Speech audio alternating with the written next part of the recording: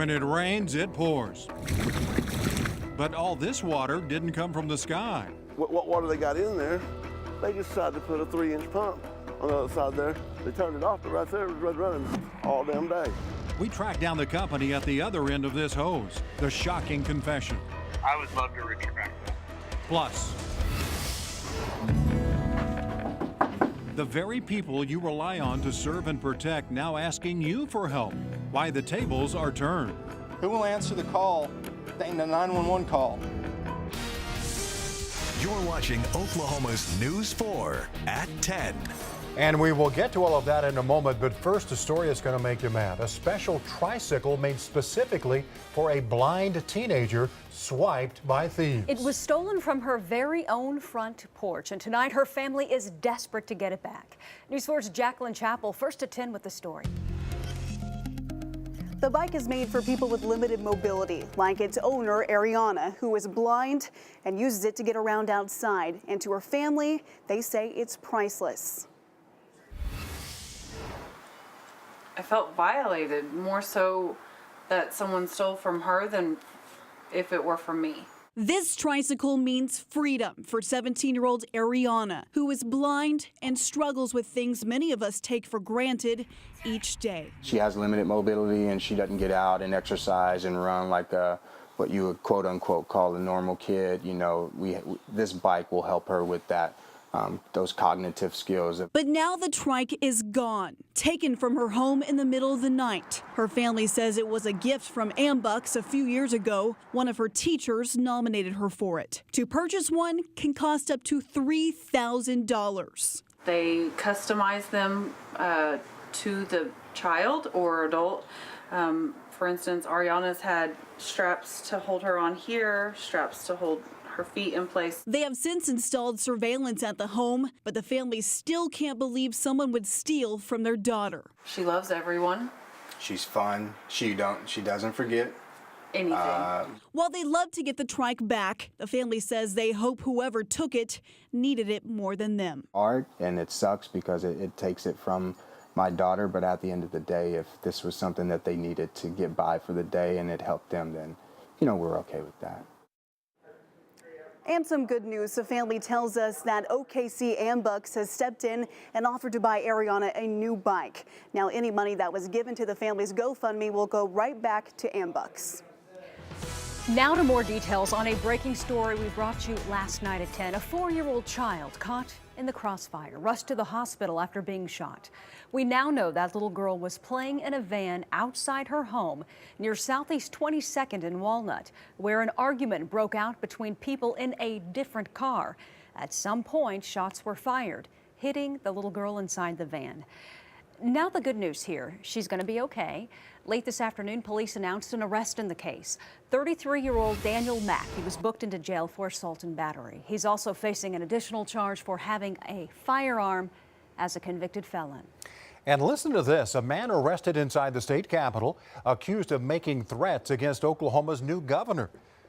Investigators saying tight-lipped on the investigation, but what we do know is that man, Kenneth Wright, shut down half the building after he showed up allegedly armed with lighters, marijuana, a knife, and a number of handwritten letters with Governor Stitt's name on them. You know, I heard about it. My security told me about it, and you know, I think the guy probably had some mental challenges, and so hopefully he gets the help he needs. But you know, not worried about it. Wright was first taken to a local hospital where he was treated for a psychotic disorder. He was then taken to the Oklahoma County Jail. As for the reason he gave to officials for being there in the first place, well, Wright allegedly told them he was there to return a cell phone. And a man's property underwater, but the source of the problem here isn't Mother Nature. It's made by man instead, or rather a lot of them. The construction company across the street admitting to pushing their problems onto their neighbor's lawn. News 4's Peyton Yeager talked to that company today, and Peyton, the city is now getting involved in all this. Joleen, Haskell Lemon Construction runs a construction site, and their owner, Jay Lemon, tells me he's been pleading with the city engineer for help with the flooding problem in southwest Oklahoma City. But his neighbor, Toby Bogart, says Lemon is the real problem. They have no regard for anybody else down here. That's the problem. For Toby Bogard, when it rains, it pours. But he tells News 4 this 3 feet of standing water did not come from the sky. What water they got in there, they just decided to put a 3-inch pump on the other side there. They turned it off, but right there it was running all damn day. Bogart says the rushing river on and near his property at 149th and MacArthur comes from this hose, used in a project across the street. That project headed by Haskell Lemon Construction. Bogart has tried creating barriers out of mud, but no luck. This burden, he adds, is damaging the roads, clogging up his home business and causing a hazard. His mother's car even swept away by the high water while we were there. I got a company too. I can't get no vehicles into my company. Pretty much shut me completely down. News 4 spoke with the owner of Haskell Lemon, Jay Lemon. During the conversation, a shocking confession. We were pumping water off of our property for a couple of hours into a flooded street. And then I would love to retract that. Lemon says he has since turned the hose off, but claims the real problem relies on the city not providing adequate drainage during heavy rains. I would love to think that you looked for where the source of that water was coming from, besides a 2-inch hose. We would like to think of ourselves as good neighbors and good business people. Now these neighbors treading lightly with one another. They don't want to be flooded out, so they pull it, get away from however they want to. No matter who that what cost, they get it away from it no matter what. The city tells me that they're going to continue to monitor the construction site as well as keep researching the draining problem in that area. And they also want to help improve the roads in that area as well. Live in downtown Oklahoma City, Peyton Yeager, Oklahoma's News 4. Peyton, we know you'll keep us updated on that. Also tonight, Oklahoma County Sheriff deputies and employees taking matters into their own hands when it comes to the crumbling county jail. They're now worried about job cuts, so they're taking their side of the story directly to the community they serve. News 4's Cassandra Sweetman joining us live. And Cass, this all centers around a proposed jail trust, we understand. That's right, Kevin. And the point of the jail trust is to transparently dole out money to staff and maintain the jail. But now deputies on the law enforcement side of the sheriff's office are saying they rely on some of that money, and losing it could mean cuts that could be dangerous for the public. Knocking on doors, making their voices heard. Corporal Wood with the Oklahoma County Sheriff's Office. A call for help. This time it's coming from Oklahoma County deputies. They're spending their free time drumming up support from the very people they protect. If law enforcement is financially gutted to support the crumbling jail, nearly 160 approximate employees won't have jobs, and we will be left with nothing. This fear comes as a proposed jail trust moves closer to becoming a reality. But I think the public's been clear that they expect a citizen oversight committee. It's no secret that for years, the jail has been fraught with financial problems, overcrowded and understaffed in a failing facility. The jail trust would remove control over jail funding from the sheriff and put it in the hands of a group. We will expect a trust will determine exactly what the sheriff's office has been saying for years, that money is needed to properly fund our jail. Employees fear the trust will divert funds from the law enforcement side of the sheriff's office to the jail, causing potential job cuts. Who will answer the call?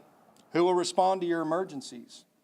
And how long will it take for them to get there? They're calling for a written commitment, promising to fully fund the sheriff's office. Take into consideration not only us and our families, but they're going to take into consideration the families that we serve and protect. Well, it really makes me angry to insinuate that if some citizen were to call 911, no one would answer. That's just intellectually dishonest, and they know better. Commissioner Brian Mon said he doubts anyone on the trust is trying to get rid of employees. So I think that this is a bunch of anxiety over nothing. Now, the County Commission has not yet set a date for a vote on the jail trust. Reporting live at the county jail, Cassandra Sweetman, Oklahoma's News 4. Well, by now you've likely heard of those at-home DNA kits. They usually come with a swab or a sample that you send off to a company who then analyzes the data. But tonight, questions about who is taking those samples and at what cost. Scott Hines goes in your corner. The offer is for a free DNA test. Someone's paying for it. Exactly. That someone is Uncle Sam, you and me. Last year, Medicare announcing it would cover genetic testing for some cancers in rare circumstances. Your doctor, your physician, your PA or doctor that is treating you has to order it. Yes, and since the treatment must be deemed medically necessary, most seniors won't qualify. That's important because suspicious groups trying to get your DNA are popping up across the country. In Kentucky, someone was working out of a van and paying seniors $20 for their DNA sample and health insurance information. And more reports of people going to senior living communities and senior centers offering to swap cheeks for DNA samples and Medicare numbers. And you're going to give them your name, your address, your date of birth, your social security number, and your Medicare number. And your DNA. And your DNA. Your DNA is everything about you. OU Children's clinical genetic counselor Erin Youngs helps people understand their hereditary cancer risk. Personal histories of cancer, strong family histories of cancer, early onset cancers. She says you should never consent to lab tests without your own physician's orders and proper medical records. The accessibility to that testing is improving. And is that a good thing? Clinically, most of the time, yes. At-home genetic testing kits are all the rage right now and largely unregulated. Keep in mind, when you spit into that tube, you're handing over a treasure trove of information about yourself. And there's a chance your DNA could be hacked or shared with law enforcement or used in research. As far as I'm aware, no clinical labs are participating in that type of relationship with any law enforcement agencies. I think from the commercial, like direct-to-consumer side, that has occurred a couple of times. Protect your DNA like you protect your personal and financial information. We got word several groups were advertising DNA testing for cancer at a senior health fair in Northwest OKC. So we dropped by. And you're taking samples today? Sometimes we do if they meet the medical necessity. This group is based out of Texas and claims to only hire licensed physicians and nurse practitioners to consult with patients and take their DNA sample. They have to meet insurance requirements as well as medical necessity. Okay. So there's a variety of medical conditions that one has to have, or familial, meaning family history medical conditions that one has to have. The company's legal counsel telling the Inner Corner team their genetic screening offerings are meticulously designed to be compliant, secure, and easily available.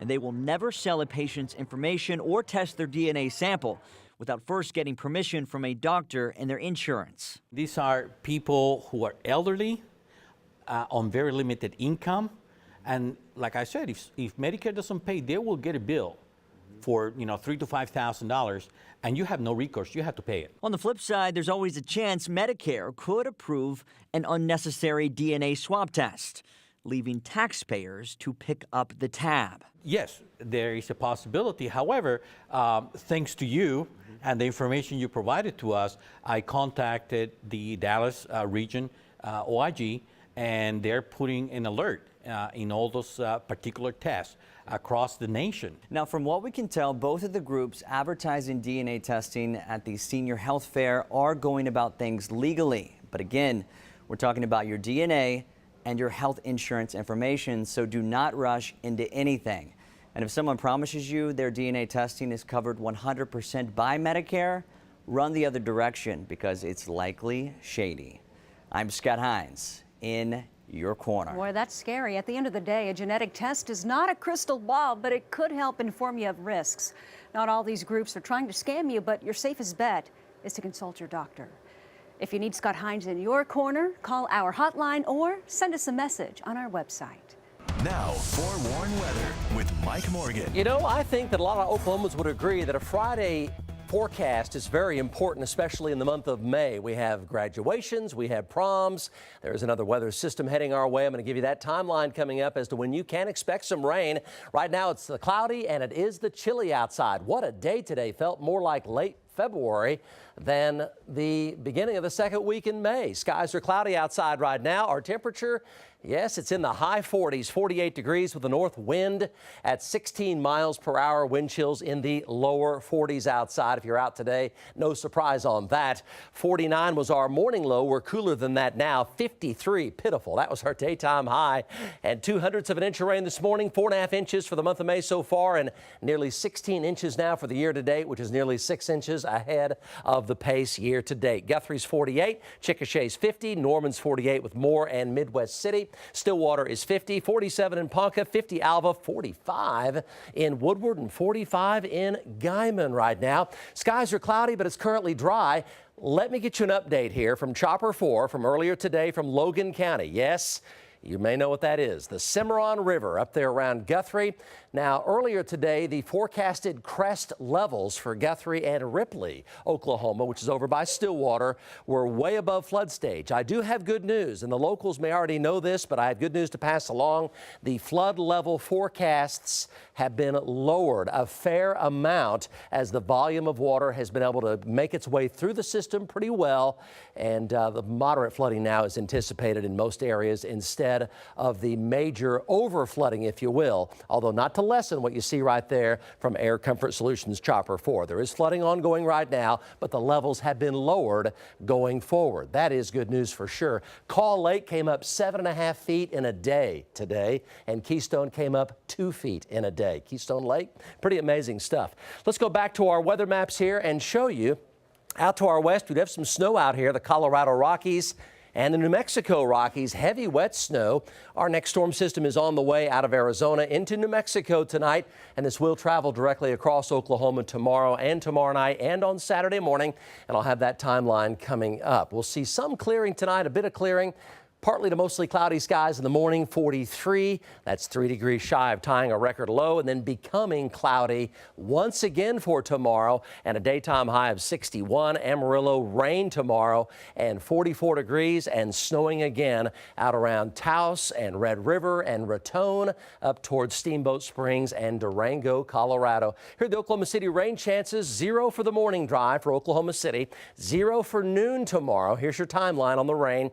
20% for the afternoon drive in Oklahoma City, 40% by tomorrow evening, talking 7, 8, 8:30 p.m., 40% probability. Then it goes up to 100% tomorrow night. I think the rain now comes in about 8:30 to 9:30 tomorrow evening, the way it looks. Here's a closer look at that. Here's 7 p.m. tomorrow. This is solid rain here. May start out as light rain around that 8 to 8:30 to 9 o'clock time frame. There's the map for 10 p.m. tomorrow. Solid rain tomorrow night. Few embedded thunderstorms. Rain still around Saturday morning. May last till around 10 a.m. on Saturday morning. Then cloudy skies after that once the rain moves on by. And just before the sun sets Saturday, a bit of sunshine may build in at the last moment. 43 degrees tonight. Metro lows here from 40 to 44. Not quite record lows, but very, very close. The winds will be fairly light in the morning, but plenty chilly. Even upper 30s in northern Oklahoma, but we will be frost and freeze free. That is good. 61 tomorrow, some sun in the morning, then becoming cloudy again by afternoon.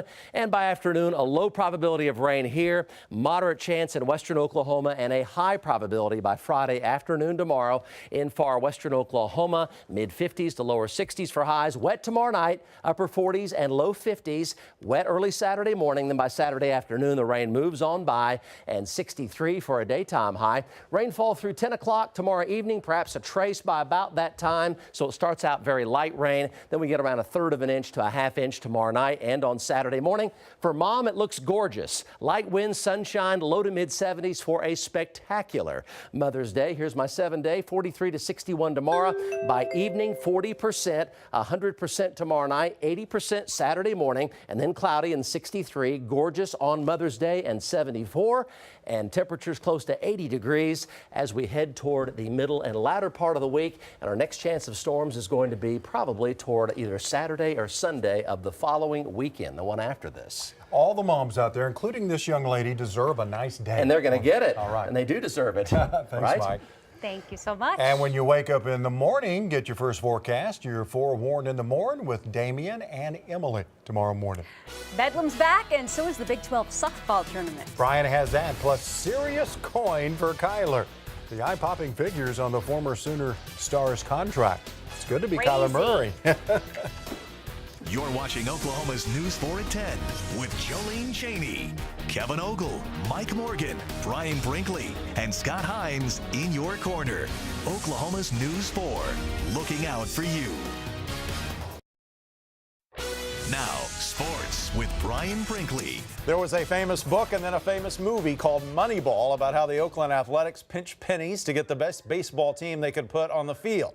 That same team drafted former Sooner quarterback Kyler Murray in the first round last year, but they weren't willing to pay Murray what he got today as the #1 overall NFL pick of the Arizona Cardinals. Murray signed his rookie contract today. It's a 4-year deal worth more than $35 million, all fully guaranteed, according to the NFL Network's Ian Rappaport. The contract allows for a 5th-year option. Murray said in a statement, "Everything I dreamed of for me being in Arizona and being a Cardinal, I can honestly say there is no place I'd rather be. I plan to work as hard as I can, lead this team to a lot of wins and hopefully a lot of rings," end quote. Cardinals rookie minicamp starts tomorrow. The 3-game Bedlam baseball series gets started tomorrow night at One Oak Field in Tulsa with a 7 o'clock start. OU and OSU will then play Saturday night at the Bricktown Ballpark and Sunday afternoon in Norman. It's an important series for both teams, and there's mutual respect. OU's a fine team. We've seen them once before earlier this year, and great respect for the talent of the players on the field and the coaching staff, and they'll have them prepared to play